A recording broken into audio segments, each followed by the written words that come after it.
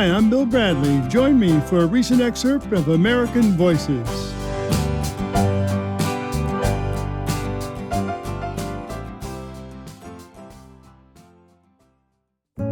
Here on American Voices, we celebrate all that this country has to offer.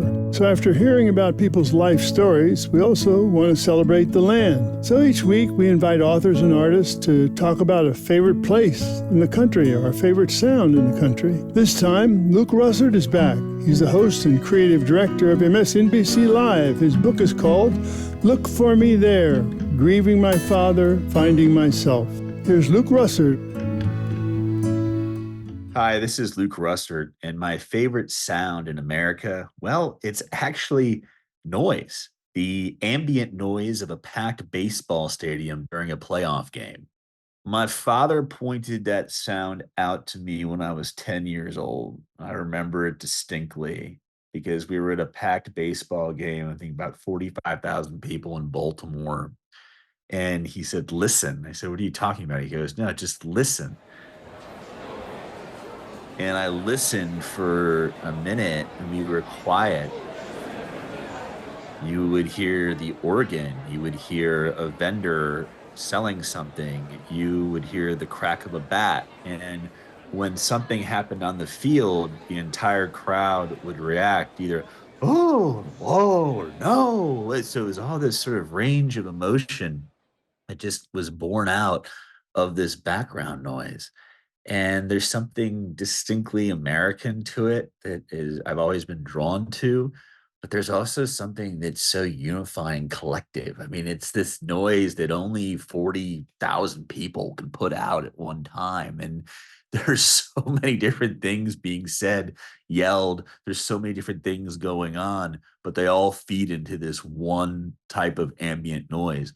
And by the way, you don't get that in other sports. It's not the same as in basketball. It's not the same as in football or the same as in hockey or other things. There's just something distinct about the baseball sound, the way the stadiums are constructed, other than being outside and how it resonates. I think for me, that sound is something that combats loneliness. If I ever feel lonely, one of the things that I enjoy doing is going to a baseball game by myself. That sounds strange. Why is that? Well, it's because that sound lets you know that there's so many other people out there and there's so many other people that share a common interest with you at this given moment. So you almost become part of a community through this sound.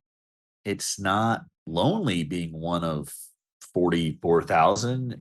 You're on the team of 44,000 and people are cheering you on.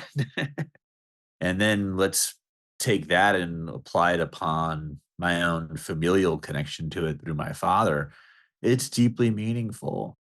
I think I do hear my father in that sound, but it's not just him. I hear other fathers and sons. I hear people from all walks of life who are together in that stadium. I hear the greatest among us, and those are the athletes that have this incredible physical and talent and mental fortitude.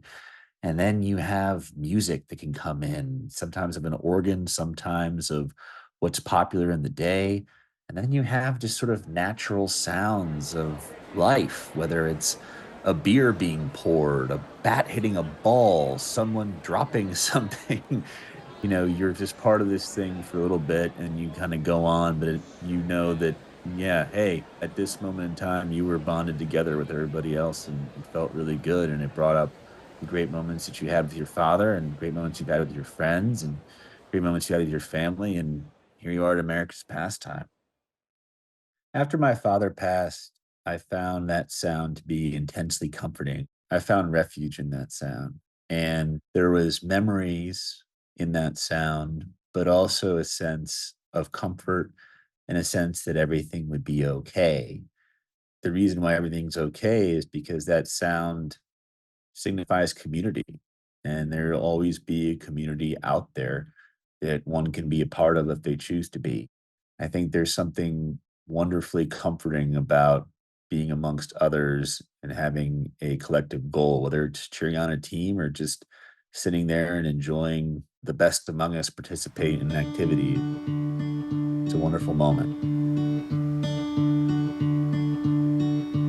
That was Luke Russert. He's the host and creative director of MSNBC Live. His book is called Look For Me There, Grieving My Father, Finding Myself. And it's time, time, time. And it's time, time, time.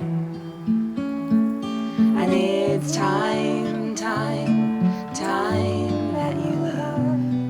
And it's time, time, time. Thank you for listening to American Voices here on my YouTube channel. For more interviews celebrating the goodness and creativity of the American people, click the subscribe button below.